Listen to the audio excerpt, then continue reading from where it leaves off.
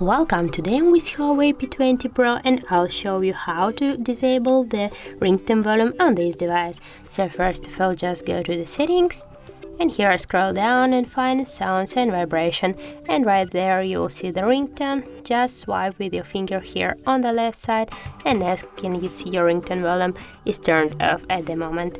Also you can get there just by pressing on the volume buttons for one time and you will see the settings icon here, and also you can get there by this way. So that's it. If you found this video helpful, leave a like, comment and subscribe our channel.